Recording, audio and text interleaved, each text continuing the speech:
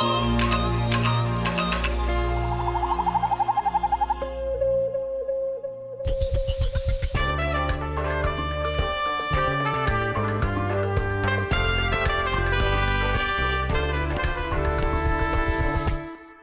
devait arriver, Benoît Poelvoorde arrive en aparté.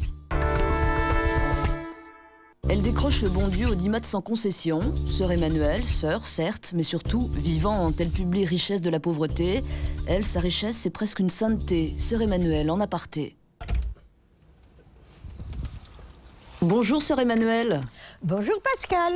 Ben va vous aider à vous installer dans le fauteuil. C'est vrai que vous tutoyez tout le monde? Bah écoute, c'est parce que je vais t'expliquer. Moi, j'ai vécu dans les pays arabes, naturellement, je parlais arabe, et en arabe, il n'y a pas de vous. Alors, j'ai parlé pendant plus de 20 ans avec des tu, et naturellement, sans y penser, je tutoie les gens. Alors, ils sont un peu étonnés, évidemment. Mais c'est comme ça que tu veux que je te dise. Et est-ce que moi, je peux te tutoyer aussi? Et comment? Tu publies chez Flammarion Richesse de la pauvreté en compagnie de Philippe Assaut. Pas mal de choses sont dites déjà dans le titre. Toi, tu as vécu des années en compagnie de gens extrêmement pauvres. C'est ta richesse? C'est-à-dire que j'ai beaucoup appris des chiffonniers du Caire avec lesquels j'ai vécu 22 ans. Et je peux dire que une partie de moi-même, vraiment, vient de cette relation tellement ouverte, conviviale, que j'ai pu avoir avec eux pendant 22 ans. Qu'est-ce qu'on apprend dans la pauvreté? Est-ce qu'on apprend l'essentiel, au fond? Je crois qu'on apprend l'essentiel. Parce que la pauvreté des Africains, d'un bidonville par exemple, c'est une pauvreté qui est très ouverte. Justement, je viens de dire le mot convivial. Pourquoi? Parce qu'il n'y a rien, n'est-ce pas? Dans un bidonville, c'est une ville en bidon. Mais il y a l'homme et la femme. Quand je dis l'homme, c'est dans le sens évidemment latin du mot homo, qui veut dire homme et femme, n'est-ce pas? Il y a l'homme. Et alors, cela fait que la vie est centrée sur la relation. Tu comprends, Pascal? C'est ça tout le problème. J'ai l'impression qu'en Europe, la vie n'est pas centrée. Je parle bien du mot centré, le centre de. Ce n'est pas l'autre, c'est soi-même. Quand on fait un cercle qu'on est au milieu, ben c'est macabre. Tiens, si tu veux que je te dise l'expression, voilà ce que je pense. Sœur Emmanuelle, je te propose de pivoter légèrement ton fauteuil sur ta gauche. À gauche. Ouais, il y a... Vas-y, encore un petit peu. Il faut que tu pivotes encore davantage. Ah voilà, ben l'écran. Ah oui, il y a un écran, oui. Car tu es sans doute la plus connue des religieuses pour ton action. J'en sais rien. Moi, je te le dis. Ah bon. Et aussi pour ton impact médiatique, parce qu'à chaque fois que tu passes à la télévision, ça fait un spectacle, ça fait un show. On regarde. Mais pourquoi? Je comprends pas pourquoi. Moi, je suis comme tout le monde. Hein. On regarde et puis on en discute après. Eh ben, on en discute après. D'accord. Je voudrais que tout le monde chante, à travers tout. Il faut, je sais pas moi, il faut sauter par-dessus les obstacles. Il faut croire qu'on y arrivera. Vous mettez des baskets, vous avez des pumas aux pieds. Ah oui, ils ont au moins 10 ans. Ça vaut une fortune, ça Emmanuelle, vous vous rendez pas compte? Tu sais, Guillaume, le doute, c'est quand tu as des enfants mourant du tétanos, qu'on t'amène les uns après les autres, et que tu ne peux rien faire. Ça, c'est ça. Je n'aurais pas eu cette foi en moi, je me serais jetée dans l'île parce que je ne pouvais pas les sauver. Dieu existe et il me dira, Vedi dilecta mea, viens, ô ma bien-aimée. Et je lui dirai, je suis là, mon bien-aimé. Et alhamdoulilah. Sœur Emmanuelle, tu déchires. Bon, sœur Emmanuelle, si tu pouvais te retourner à nouveau dans la position où tu étais au début, comment fais-tu pour crever l'écran comme ça? Ben justement, j'en sais rien. Moi, je dis ce que je pense, c'est tout. Et tu vois, je ne sais pas, j'ai l'impression que les gens ont besoin de beaucoup d'optimisme. La vie est dure, vraiment. Les charges sont lourdes. Moi, je comprends ça, à force d'entendre les gens, de voir leur visage, leurs préoccupations dans ces pays européens, américains et autres, etc. Et alors, ils ont peut-être besoin de quelqu'un qui est très vieux, qui n'a plus tous ses problèmes, et qui vit en chantant, en remerciant Dieu. Voilà, je crois que c'est peut-être ça, je sais pas. Tu chantes souvent dans la vie? Je chante dans mon cœur, je chante toujours dans mon cœur. Je chante et je pleure, hein, parce qu'il y a trop de drames. Mais j'essaye j'essaye, comment expliquer moi, de prendre ces drames et de les transmuter, c'est-à-dire je les offre à Dieu, et je crois que Dieu est amour. Et je crois que Dieu prend le drame de l'humanité, puisqu'il a voulu que le Christ vienne sur terre, prenne notre condition humaine, avec tout ce que ça représente, de larmes, il a pleuré, hein, de douleur et de mort, mais de résurrection. Et j'essaye de toute mon âme de faire ressusciter tout ça, parce que je l'offre à Dieu, et je crois que la douleur humaine va vers une résurrection. Et c'est pour ça que je termine en chantant. Mais tu sais, c'est pas facile. J'imagine bien. C'est pas facile, c'est pas facile. Emmanuel, sur la table qui se trouve à ta droite, il y a une télécommande. Est-ce que tu la vois? Une télécommande, Oui, c'est un petit appareil. Voilà. C'est ça? Ouais, car nous allons regarder des diapositives Oui. sur l'écran qui se trouve en face de toi, pardon. Ah, Voilà, là. tu vas appuyer sur le bouton rouge à chaque fois. Ce sont des photos et Bon. peut-être vont-elles t'inspirer des commentaires. J'appuie? Appuie sur le bouton rouge, oui. J'appuie sur le bouton rouge. C'est parti. Ah! Oh mon Dieu! J'étais coquette, comme j'étais coquette quand j'étais jeune. Je voulais toujours être bien habillée, jolie, plaire. Je voulais beaucoup plaire. Je voulais séduire. Et puis un jour, je me suis dit, bah, à quoi ça sert tout ça? Allez, ma fille, fais quelque chose dans ta vie. Et j'ai fait un choix. Et je remercie le Seigneur de m'avoir donné la force de mon choix. Et voilà. Tu as quel âge sur cette photo? Bah, je vais avoir 18 ans, 19 ans. Alors, Voilà. tu racontes dans ton livre Richesse de la pauvreté que tu as reçu une terrible blessure d'amour quand tu étais enfant. Oui, ça c'est vrai, ça c'est vrai. Ça. C'est ton père qui s'est noyé sous tes yeux sur Sous une mes plage yeux, oui. d'Ostende en Belgique. Et Oui. indirectement, c'est cet épisode très douloureux qui t'a amené à la foi. C'est-à-dire que cet épisode m'a fait comprendre, tout enfant, tu vois Pascal, que, comment expliquer, tout passe sur la terre. Mon papa, il nous avait fait un peu danser dans les flots, puis il nous avait laissé aux mains notre institutrice, et il s'était éloigné. Il y avait du soleil dans l'écume, c'était beau, papa souriait de loin, il faisait des signes.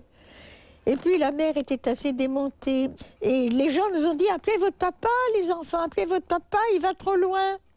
Papa, papa. Et puis plus rien. Il n'y avait plus que l'écume. Alors je crois que cette petite fille a tout à coup compris que ce qui brille, ça se termine en eau salée, qu'il n'y a plus rien. Et que toute ma vie, même quand j'étais jeune, comme ça, que j'essayais de plaire, je revenais, bon, j'avais eu mon petit succès, comme toutes les petites jeunes filles de mon temps, hein, de tous les temps d'ailleurs, qui sont un peu fraîches, et mignonnes, bien sûr. Je me disais, et après, qu'est-ce qui va sortir de tout ça?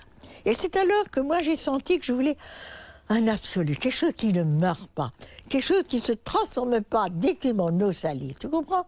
Et j'ai décidé de m'occuper surtout de l'enfance malheureuse, et alors de me faire religieuse là où je sais que je pourrais essayer d'aider des enfants pauvres à sortir, à émerger de leur pauvreté. Voilà, je crois que c'est ça. Mais Emmanuel, tu aurais pu aussi avoir une autre réaction, c'est-à-dire rejeter Dieu qui venait de te prendre ton père?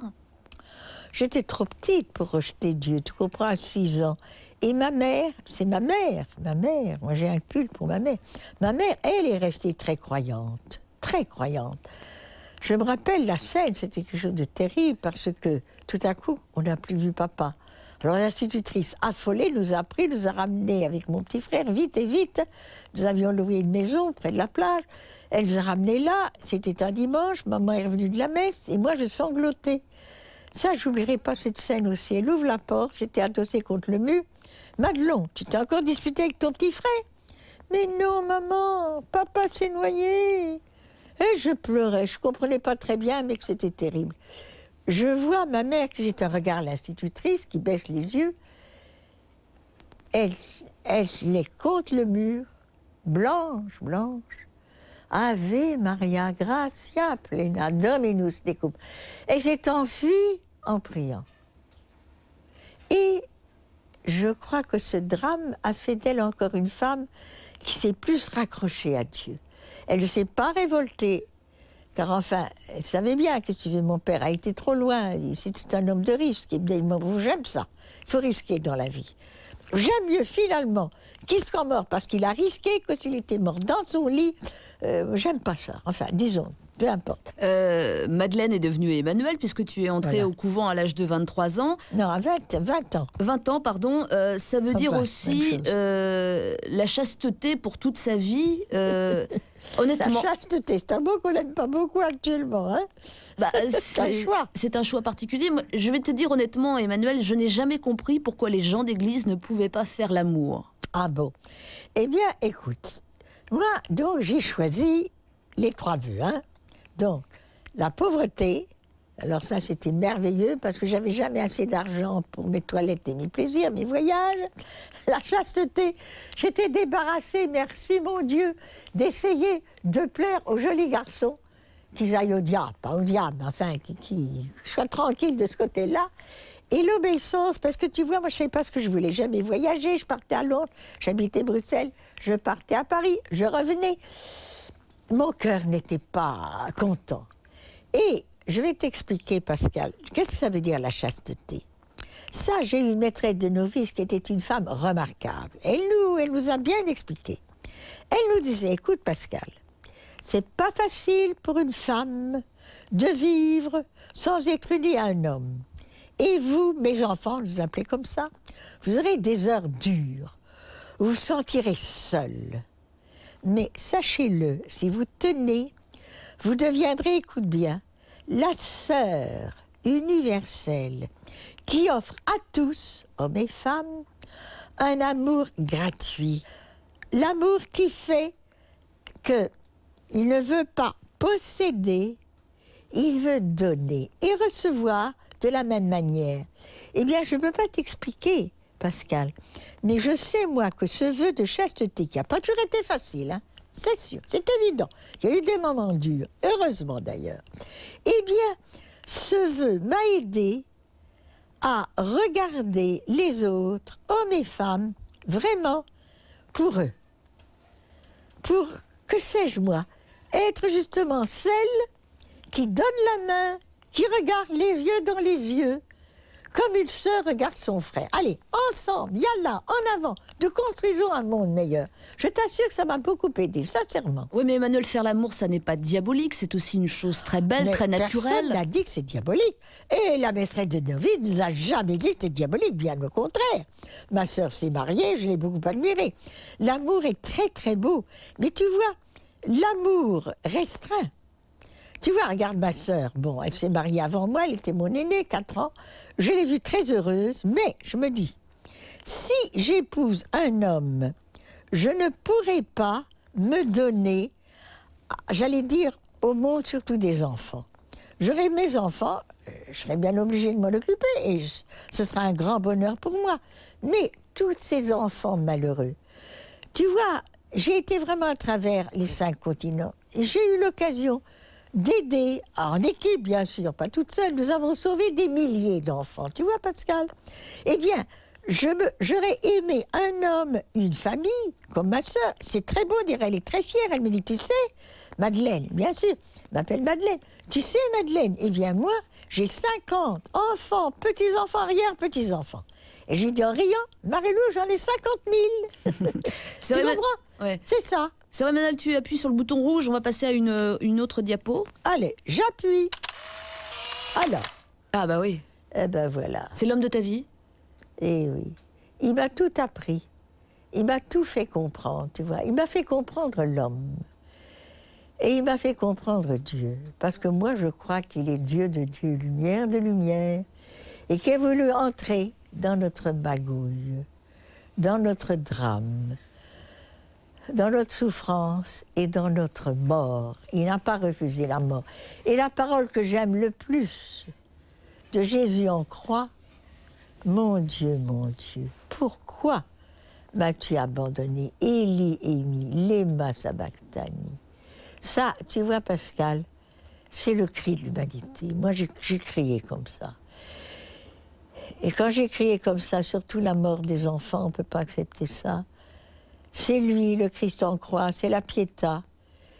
la femme de la douleur, la femme d'un certain vendredi, qui a reçu dans ses bras ce corps défiguré, sali, rempli de sang, troué, flagellé, bafoué. Eh bien, cette femme-là, elle m'aide énormément. Parce qu'il y a des moments où j'en peux plus dans ma révolte. Il y a trop, tu sais, Pascal, tu sais aussi bien que moi, peut-être même mieux que moi. Il y a trop de drames, il y a trop de gens qui souffrent, il y a trop d'enfants qui meurent, il y a trop. Et alors, la Pietà, elle n'a jamais désespéré. Elle n'a jamais été découragée. Elle croit que ce corps torturé va tressaillir, qu'il va résister, que c'est pas vrai que la mort est le dernier mot, que l'amour est plus fort que la mort. J'y crois. Et c'est ça qui chaque fois me fait rebondir. Allez, il y a là, Emmanuel, il y a trop de morts, il y a trop de misère. Allez, tu dois lutter. Et nous luttons. Et nous triomphons, bien sûr. Pas autant qu'on voudrait, mais que d'enfants nous avons pu sauver en équipe. Tu sais, quand je suis arrivée chez les chiffonniers, le tétanos, tu es 4 bébés sur 10. Maintenant, il n'y a plus un bébé qui meurt du tétanos. Tu vois, hein? Maintenant, tous les enfants vont à l'école. Il y a des milliers d'enfants à l'école. Et voilà. Il faut lutter avec lui. C'est lui qui me donne la force. Et jusqu'au bout. Allez, à 93 ans, il y a là encore Emmanuel. Il faut lutter. T'es incroyable, Emmanuel. C'est pas incroyable, incroyable. C'est vivant. Ah oui, incroyablement vivante. Alors, on continue. Allez, on continue. Le bouton rouge, s'il te plaît. Le bouton rouge, j'y vais. Allez. Ah, ça c'est mon pape.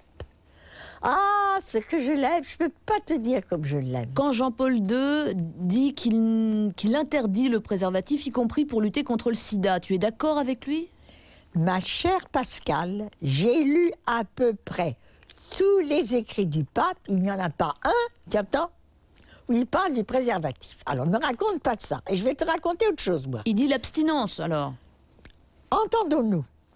Il n'est pas d'accord, le préservatif, dans les pays d'Europe où une femme ne veut pas avoir d'enfant. Ben moi, je ne suis pas d'accord. Voilà. Ou alors, que les petits jeunes, dans les écoles, amusez-vous, mes enfants, amusez-vous. Je trouve que c'est bon que des gosses, que des filles de 13-14 ans commencent à connaître l'amour avec des préservatifs. Moi, je ne suis pas d'accord. Écoute. Mais Pascal. il y a le sida quand même, il y a le sida, Ah. ça c'est une réalité. Alors, écoute. Moi, je suis mère de famille. Hein. J'ai donc fille et garçon. 14, 15, 16 ans. Tu sais ce que je ferais? Sincèrement, hein, à la maison, un tiroir avec des préservatifs. Je vais écouter, mes amis. Je ne vous conseille pas de commencer à 14, 15, 16 ans l'amour. Mais, si vous avez vos pulsions, vous n'arrivez pas, dans ce tiroir, il y a des préservatifs. Quand le tiroir sera vide, j'en remettrai. Parce que je ne veux pas que vous ayez le sida. Mais, essayez de vous contrôler. Voilà, c'est tout. Allez, la suivante, s'il te plaît, bouton rouge. Bouton rouge.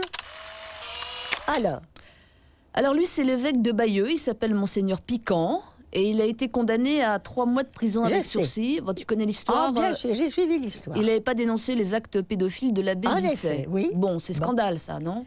Eh bien, écoute, tu sais que les évêques ont fait un document en parlant de la pédophilie, justement, et on dit que le devoir de l'évêque est de dénoncer des actes de pédophilie si c'est un prêtre, malheureusement, qui s'y donne, mais, attention, qui n'acceptent pas en confession leur prêtre pour être libre. Parce que ça, le secret confessionnel, tu vois, Pascal, c'est sacré. Ah, Oui. c'est sacré. Oui, mais il y a une Le chose qui est prêtre sacrée promet aussi. qu'il ne dira rien. Il y a une en chose confession. En confession. Oui, en confession, mais il y a quand même une chose qui est encore plus sacrée, me semble-t-il, c'est la vie et la bonne santé des enfants, non?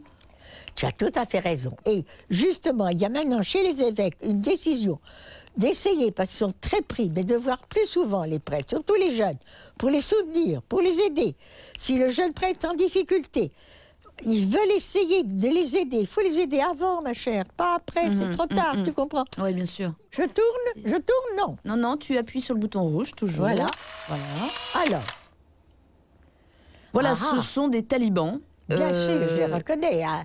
Et Oussama Ben Laden. Exactement. Alors eux, ils mènent une guerre sainte. Est-ce que tu comprends l'association de ces deux mots, guerre sainte?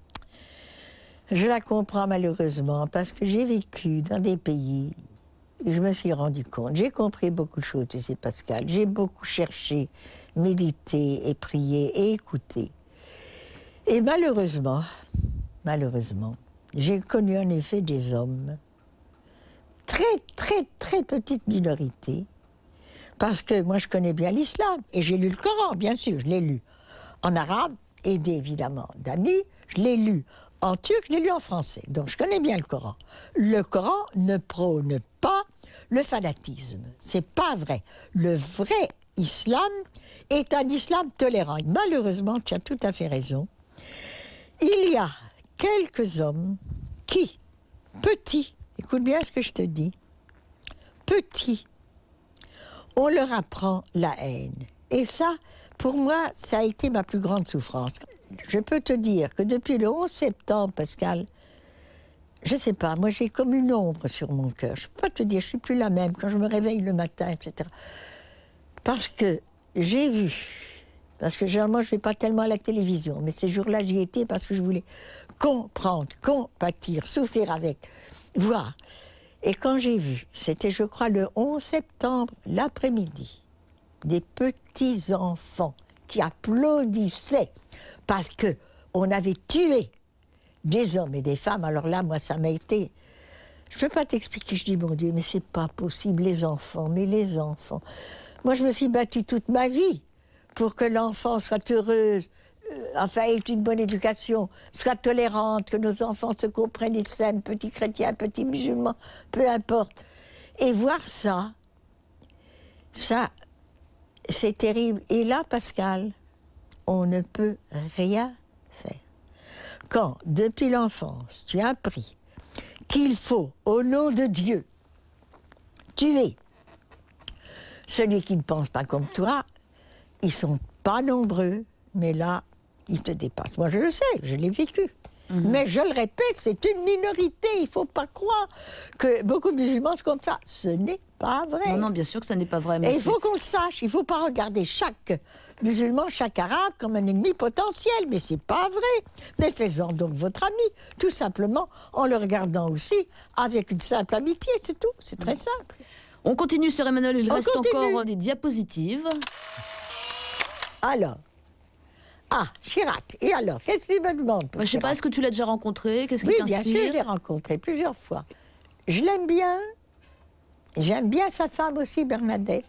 Et j'ai un petit souvenir. Tiens, je vais te dire quelque chose qui va t'amuser, Pascal. Il m'avait demandé d'être la marraine, il y a quelques années de cela, lorsqu'il était maire de Paris, parce que tu sais que les maires du monde entier se retrouvent, je crois, tous les 2 ans, pour voir comment agir mieux, justement, pour les enfants, les cas difficiles de leur ville. Et c'était intéressant. Il m'a demandé de la marraine, bon. Alors, il m'a fait parler aussi, et c'était vraiment... J'ai beaucoup appris de cette session. Et il m'a invité à un grand déjeuner 2 jours. Bon, alors tu sais, c'est le déjeuner officiel. Enfin, qu'est-ce que je fais là-dedans? Une fois, j'étais à sa droite, et le lendemain, à la droite de Bernadette. Très bien. À un moment, tu sais, c'est des petites tables, les gens parlaient entre eux. Je regarde et je lui dis doucement, pour qu'on ne comprenne pas trop, « Dis-moi, Jacques, toi, tu n'as pas divorcé ?» Écoute, il a sauté sur sa chaise. Mais tu entends? Il a sauté. Il m'a regardé. Mais qu'est-ce que vous me dites, sœur Emmanuelle? Je dis, mais tous les gens autour de toi, je vois tous ces gens, divorce, première, deuxième, troisième, etc. Toi, c'est toujours la même. Et tu sais ce qu'il m'a dit? Non. Ah, sœur Emmanuelle, vous ne savez pas ce qu'est Bernadette dans ma vie. C'est tout. Et il n'a plus voulu continuer. Le lendemain, je suis à table avec Bernadette. À un moment où, justement, je pouvais lui parler. Tu sais, quand on est à table, parfois les autres parlent. Je dis, Bernadette, dis-moi, tu n'as jamais pensé, toi aussi, à divorcer? J'ai eu la même réaction. Et j'ai eu cette réponse, j'ai trouvé extraordinaire. Ce regard s'est un peu voilé et elle m'a dit, sœur Emmanuelle, nous avons souffert ensemble. Et quand on souffre ensemble, on est soudés pour la vie. Ah, j'ai trouvé cette réponse admirable, tu sais. C'est chic, ça. Hein. Et voilà.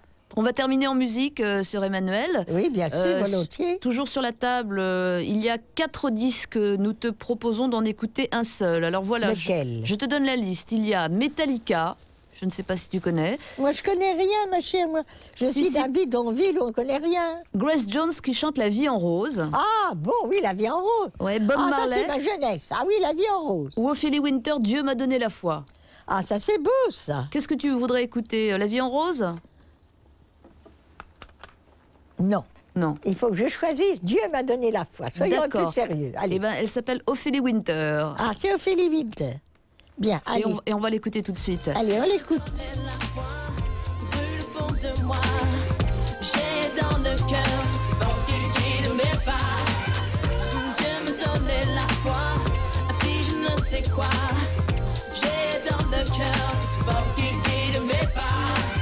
J'en ai connu. C'est pas mal, hein? Ben, c'est pas mal, hein? Alors, dernière chose, sœur Emmanuel, il y a également sur la table un appareil photo.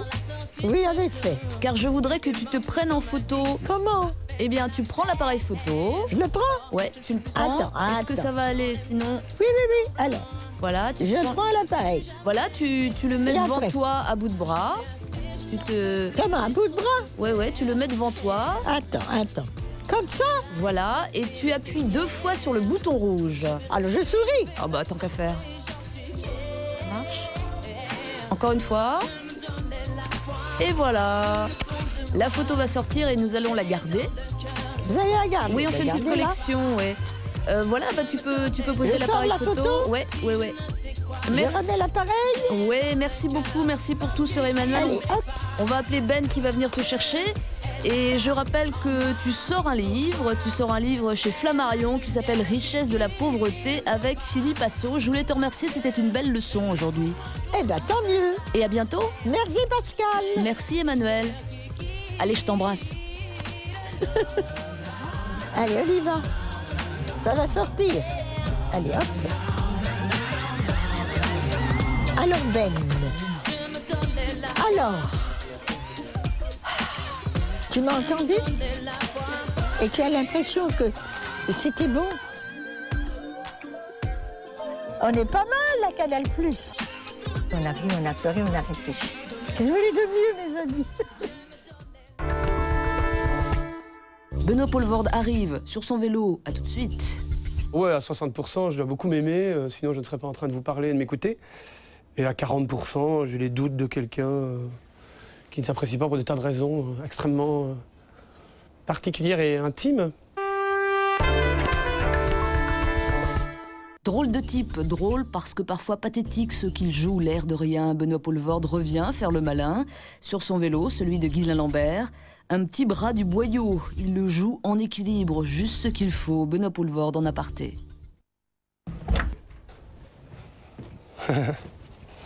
Bonjour Benoît Poelvoorde. Bonjour Pascal. Bienvenue.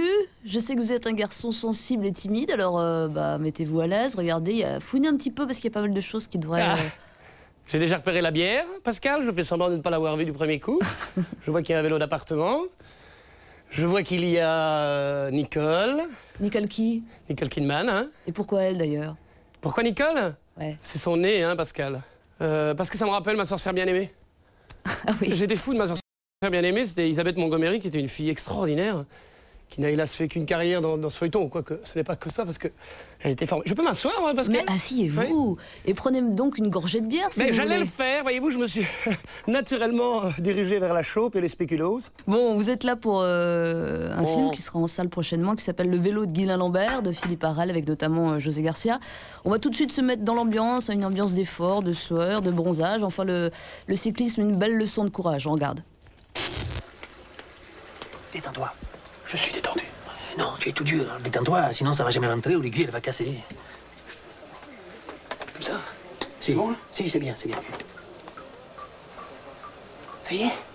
Non, ça y est pas, je me concentre. Ça va? Tout se passe bien? Très bien, madame, très bien, merci.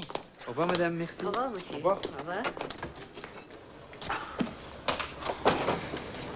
Bon, allez, à toi. Comment ça, moi? J'ai tout mis. Attends, il y en avait pour deux là-dedans. Ah, ben... Oh, c'est pas grave. Comme ça, je vais voir comment ça marche avec toi, hein. Merci bien. Lambert, Ghislain Lambert, 54. Signez là. Embarquez. 83.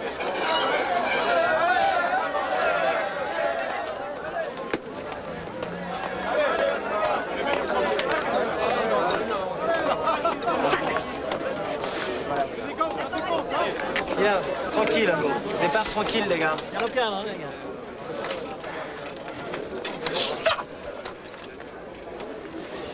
Messieurs les coureurs, avancez sur la ligne, s'il vous plaît.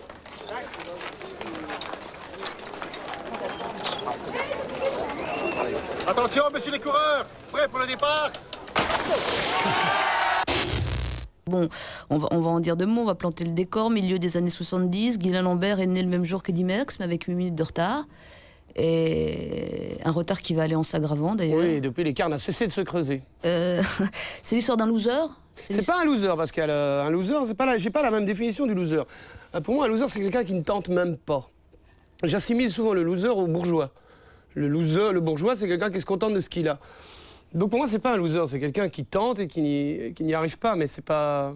En tout cas, il gagne pas, quoi. Il perd plutôt. Bon, il gagne quand même une gagne fois. Une course, ouais. Mais bon, il ne gagne pas, mais il garde l'ambition d'y arriver, ce qui est tout à fait louable en soi. Et puis c'est quelqu'un qui s'est trompé, qui n'a pas les jambes que son cœur mérite, donc pour moi, il mérite toute mon admiration. Puis c'est ce qui nous faisait rire aussi avec Philippe, c'est qu'on n'avait pas envie de raconter l'histoire d'un champion, puisqu'on ne nous aurait pas cru déjà. Si moi j'interprétais un champion... Mais pourquoi pas? Pourquoi vous pouvez pas jouer un champion, vous? Bonjour. Je viens de voir je vois la photo. Bah pour cette raison-là, regardez. Écoutez, elle parle d'elle-même, la photo. Parce que je pense que je suis plus à l'aise dans ce genre d'interprétation héroïque. Vous voyez pas jouer autre chose, j'insiste parce que... Oui, vous insistez là-dessus, hein? Oui, parce que moi j'aimerais que vous fassiez pleurer, une espèce de Coluche en Ciao Pantin, un truc comme ça, c'est inimaginable pour vous? Non, mais j'ai pas le culte de la performance, ni... Puis c'est une espèce de... C'est un cliché aussi de dire... Bon, maintenant qu'il nous a fait rire, il devrait mettre la barre plus haut. C'est pas plus haut, c'est ailleurs. Et nous émouvoir. Moi, je fais les choses de manière enthousiaste, de manière à m'amuser, et très ludique, donc j'ai pas beaucoup de mérite. Parce que je le fais... c'est très égoïste, le rapport que j'ai à ce que je fais. Il faut que d'abord, ça me procure quelque chose personnellement. Et si moi, ça me procure rien du tout de faire ce type de personnage, je vois pas pourquoi je vais le faire, et certainement pas pour dire j'ai enfin fait quelque chose de différent. Après que les gens aiment ou n'aiment pas, vous savez, ça, il faut pas trop y penser, même si c'est important, parce que si les gens n'aiment pas... Allô, vous n'êtes plus là? Si, je suis là, je Ça a vous coupé écoute. un moment et je me suis dit, tiens, je l'emmerde. Ah non, mais Non absolument pas, non. Tenez, il y a plein de DVD en dessous la table. Alors, on vous a fait une espèce de DVD tech, je sais pas si ça se dit, idéal. Alors, Idéal? Ouais. Enfin, alors, les Parapluies de Cherbourg, ouais, parce que c'est... J'adore Jacques Demy. Mon rêve eût été de faire un jour une comédie musicale, mais bon, Jacques Demy ayant déjà fait tout, ça va être difficile. Et puis j'adore Catherine Deneuve. Vous voyez que vous avez des rêves de cinéma, quand même. Ah, mais j'ai pas dit que je n'en avais pas. Ne me faites pas dire ce que je n'ai pas dit, Pascal. Et je regardais toutes les caméras pour vous le dire. Où êtes-vous, la troisième, la quatrième? Je n'ai pas dit ça, Pascal, que du contraire. J'ai dit que par rapport à ce que les gens ont tendance à simplifier, ça n'a rien à voir. Il faut que ça reste un plaisir. Faire une comédie musicale, ça me plairait énormément. Parce que je trouve qu'il y a encore plein de choses à faire. Mais bon, le problème, c'est qu'il y a Jacques Demy. C'est comme les films sur la boxe, quoi. Et encore, ce n'est pas un film sur la boxe. Et Raging Bull, ouais, parce que c'est mon film culte, hein. C'est un film sur l'orgueil, c'est exactement dans la lignée de ce que je défends le plus au cinéma, c'est-à-dire qu'il m'intéresse davantage de faire un film sur les gens ordinaires. Au fond, ce qui ressort de Raging Bull, c'est pas tant que ça a été un grand boxeur, parce que la vie de Jacques LaMotta est assez classique pour un boxeur. Mais ce qui émeut le plus dans ce film, c'est que c'est un film sur l'orgueil, et c'est un peu comme Guylain à la fin du film. Le seul moment où De Niro est heureux dans le film, où Jacques LaMotta est heureux dans le film, c'est quand il est obèse et qu'il est enfin reposé de toutes ses ambitions, de son orgueil. Et en fait, c'est un film qui me touche énormément parce que c'est un film qui se rapproche de l'homme. C'est pas tellement la boxe, parce que, même techniquement, les images de boxe sont formidables, mais ce qui m'émeut dans ce film, c'est que c'est vraiment l'image même de ce qui nous a tous touchés chez De Niro. C'est cette manière qu'il a de s'approcher de l'humanité, en fait. Ouais. C'est un film plein de compassion. Pour l'homme. Et c'est pour ça que j'aime tant ce film. Alors, La Grande Vadrouille, bah ouais, parce que c'est de finesse, évidemment. Je l'adore parce qu'il n'a jamais joué un personnage sympathique. Il n'a jamais été sympathique. Et pourtant, on l'a toujours aimé. Il incarne En fait, c'est une sorte d'exutoire de finesse. Il incarne tout ce qu'il y a de petit, de vilain, de mesquin. Et ça devient... J'aime le film pour une scène d'anthologie. C'est quand il met la perruque sur sa perruque sur la tête en mousse, là, et puis il pique dedans et ça lui fait mal. Il est très enfantin, en fait. Benoît Poelvoort, c'est la séquence diaporama maintenant. Sur votre droite, il y a un tabouret. Qui en souhaite, si je bois une dernière gorgée. Bah, emmenez-la si vous voulez. Hein. Non. Ah, l'emmener, vous voulez dire, ça va être un petit peu... Comme vous voulez. Par contre, je vais rapprocher le cendrier. J'ai eu Sœur Emmanuelle juste avant moi, vous me disiez, Pascal. Oui. Vous lui avez mis une bière à Sœur Emmanuelle ou pas? Non, un gin tonic. Ah, elle est comme ça, Sœur Emmanuelle. Donc vous appuyez sur le bouton rouge. On Ouais. vous a fait une série de diapos autour de la Belgique, je suis pas sûre, mais ça vous énerve déjà, ça? Non, pas du tout, j'adore la Belgique. Tant mieux, parce Je que ne suis pas le représentant de la Belgique, par contre, sinon les Belges me tueraient. Alors, c'est quand vous voulez sur le bouton rouge. Allons-y. Ah, Eddy Merckx, le plus grand champion de tous les temps, en tout cas dans le vélo. Vous avez son autographe? Ben hélas non, je l'ai rencontré parce qu'on lui avait proposé de jouer dans le film, que ce soit lui qui fasse la dernière séquence du film. Et il a décliné notre invitation et franchement je ne lui en veux pas parce que une légende ne peut pas tourner de son vivant. Et voilà. Je peux changer la dia? Ouais, on continue. Ah, Jean-Claude. Beaucoup d'admiration pour Jean-Claude. Vraiment? Absolument, ça s'inscrit tout à fait dans la catégorie de ce que je dis tout à l'heure. C'est une sorte de Guylain Lambert, mais qui a réussi. Et moi, je invite chacun à avoir le même déterminisme que Jean-Claude Van Damme. Après, l'image qu'il donne à voir dans les médias, je ne me permettrai pas de juger. Mais vous connaissez son secret à Van Damme?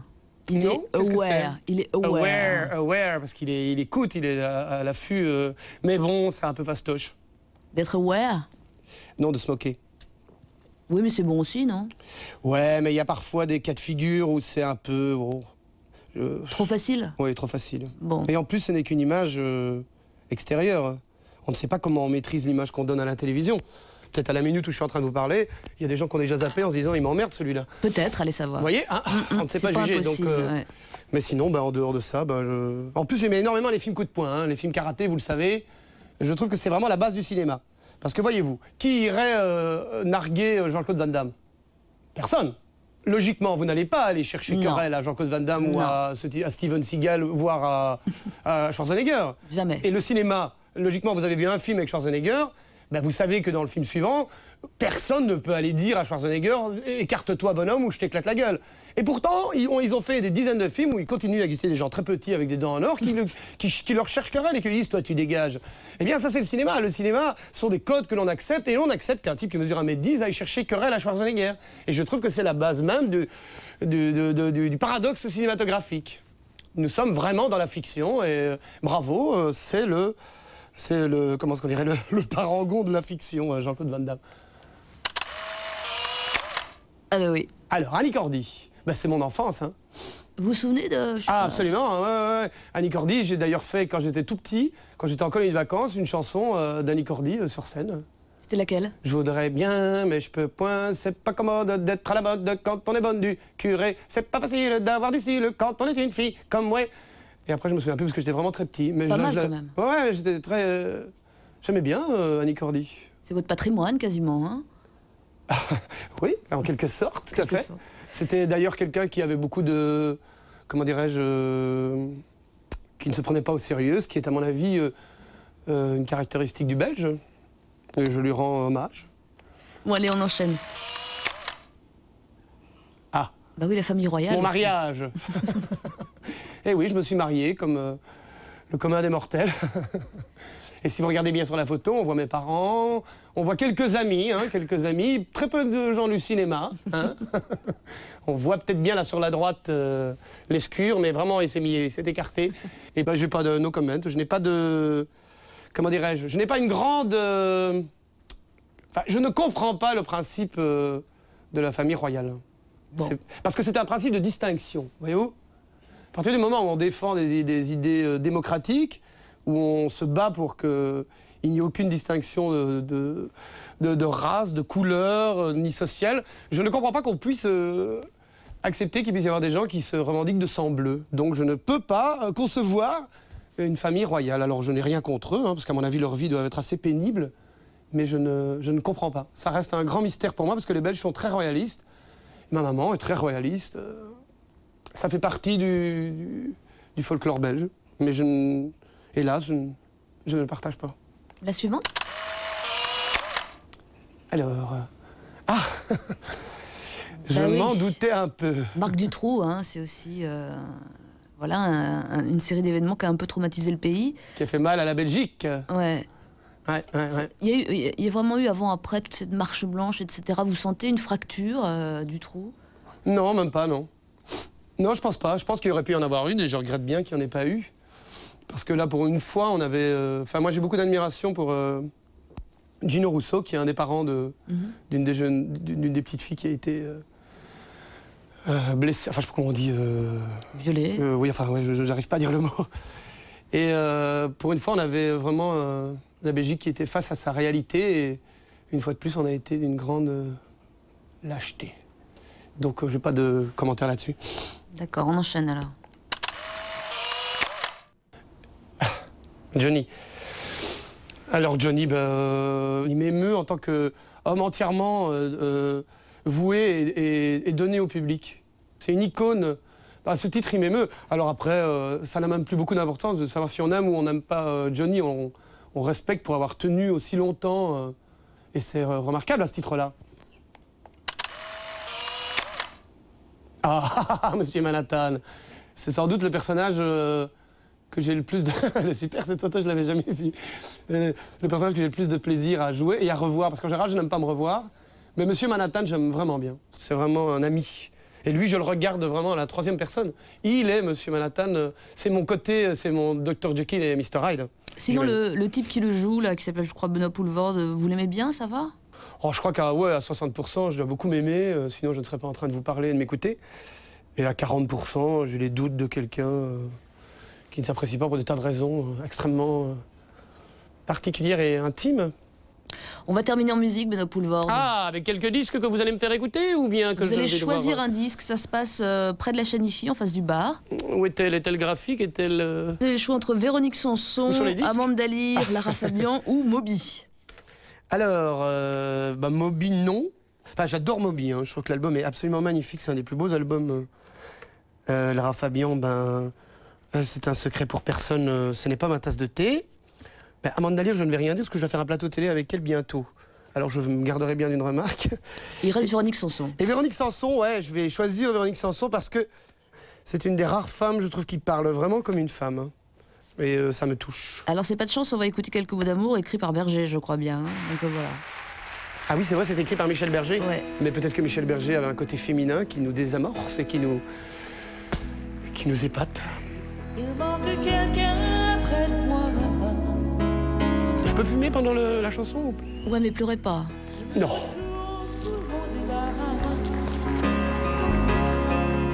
Il y a encore un double exercice, Benoît Poelvoorde, c'est l'autoportrait. Ah, je dois me dessiner? Ouais, vous avez deviné, vous allez vous dessiner. D'habitude, c'est un appareil photo, ça viendra après. On a la chance d'avoir un dessinateur de formation, c'est vous. Mauvais dessinateur, hein, ma plus grande frustration, Pascal. Eh ben, on va voir. Alors, je vous dessine ça rapidement. Il faut commencer par les traits de l'angoisse. La péninsule, l'organe qui fait la différence, les petits yeux rapprochés. Vous voyez? Hop, il faut toujours bien les rapprocher. Hein. Le front démesurément grand. Les rides de réflexion. Les cernes de ce que d'aucuns appellent les mimiques, comment est-ce qu'on appelle ça? Les grimaces. La bouche navrante. La rouflaquette, puisque nous sommes dans le vélo, nous sommes dans les années 70. Le petit début de double menton, qui, je vais un petit peu vous le...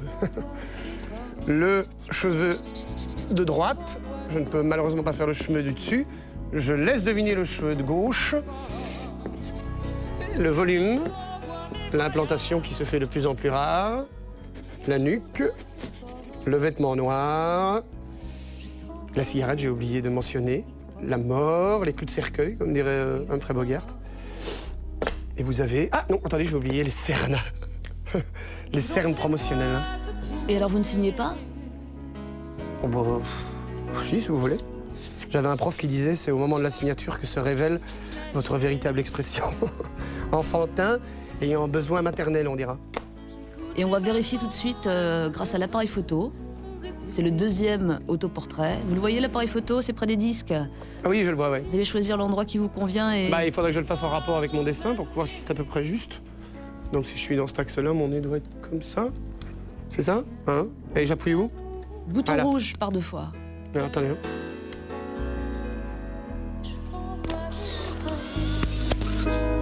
Voilà, Pascal. Merci, on va garder et le dessin et les photos. Vous m'envoyez ravi. Merci beaucoup, Benoît Poelvoort, et bonne chance pour le vélo de Guylain Lambert qui sera le 31 octobre dans les salles avec José Garcia. Je vous remercie de votre invitation, Pascal. On n'est pas un petit gâteau belge, là, pendant que vous y êtes? Avant de partir? Non? Je ne suis pas très sucrerie. Ah, donc. Mais pour vous faire plaisir, je vais m'en engouffrer un rapidement. En quittant ce local. Pardon, mais je ne vous accompagne pas. À bientôt, Benoît. Merci, Pascal. Au revoir. Super gai à faire. Ouh là là. Super intelligent. Faut la laver, hein. Parce que moi, je ne me tire jamais les oreilles. En aparté revient samedi prochain, 12h40 en clair. Allez, au revoir.